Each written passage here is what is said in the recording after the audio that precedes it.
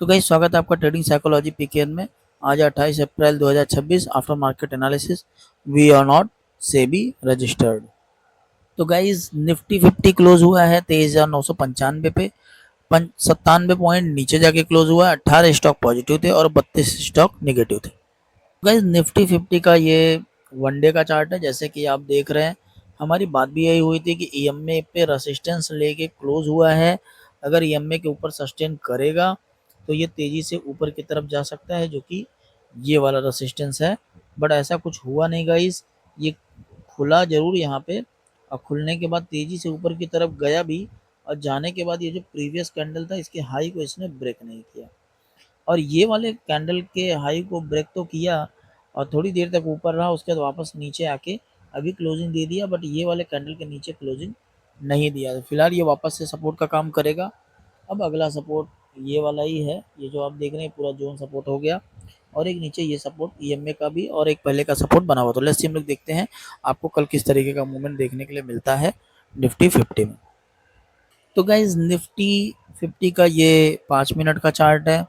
जैसे कि आपको ये सपोर्ट और रेसिस्टेंस इजीली यहाँ पे देखने के लिए मिल रहा है, और ये जो लाइन आपको प्रॉपर दिख रही है ये कैंडल्स हैं जो कि ईएमए के ऊपर फिलहाल के लिए दिखाई दे रहे हैं।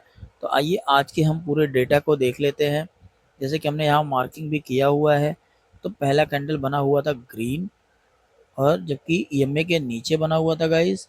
अब ग्रीन कैंडल बनने के बाद ये तेजी से ऊपर की तरफ गया, और अगर आप ध्यान से देखेंगे तो पहला कैंडल ट्रेड नहीं बन रहा है, दूसरा कैंडल रेड था ट्रेड नहीं बन रहा है, तीसरा कैंडल ग्रीन था ईएमए के ऊपर आ गया, बट अगला कैंडल जो था वो वापस से रेड हो गया था, कंटिन्यूटी नहीं दिखाया, तो यहाँ पे भी आपका ट्रेड नहीं बन रहा है। बट ये वाले कैंडल जो था ये वाला ग्रीन वाला, तो ये तेजी से ईएमए के ऊपर भी बना है, और अगर पहले कैंडल के हिसाब से देखेंगे तो उसमें भी ऊपर बना हुआ है, और ये सारे के सारे जो ईएमए हैं इसके भी ऊपर बना हुआ है। तो कहीं ना कहीं यहाँ पे आपका ट्रेड बन रहा है, और ये गाइस यहाँ तक ही आया, यहाँ तक ही आया जो आप ये वाला रेजिस्टेंस देख रहे हैं। यहाँ पे आने के बाद एक ये टॉप और एक ये टॉप, डबल टॉप लगाया, और डबल टॉप लगाने के बाद तेजी से नीचे की तरफ ये आ गया। जैसे यहाँ ईएमए के नीचे आया, ये आप देखिए जैसे ईएमए के नीचे आया, उसके बाद अगर आप ध्यान देखेंगे तो ईएमए को ये ब्रीच ही नहीं किया। एक बार ब्रीच किया भी तो वापस ये रेड कैंडल से ट्रैप कर लिया, और फिर वापस नीचे की तरफ आते चला गया है।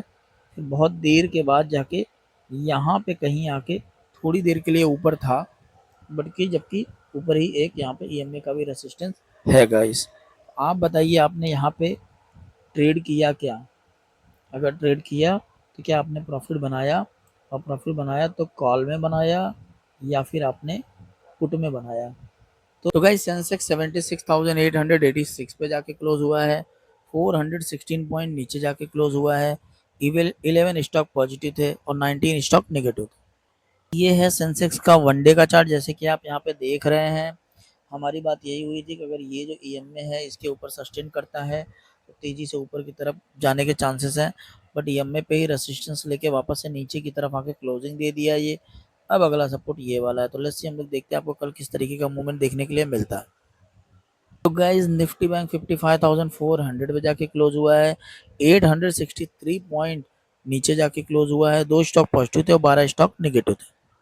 गाइस कल हम लोगों की बात यही हुई थी कि ये जो कैंडल ग्रीन बना हुआ है ये निफ्टी 50 और सेंसेक्स से ज़्यादा ही पॉजिटिव दिख रहा था।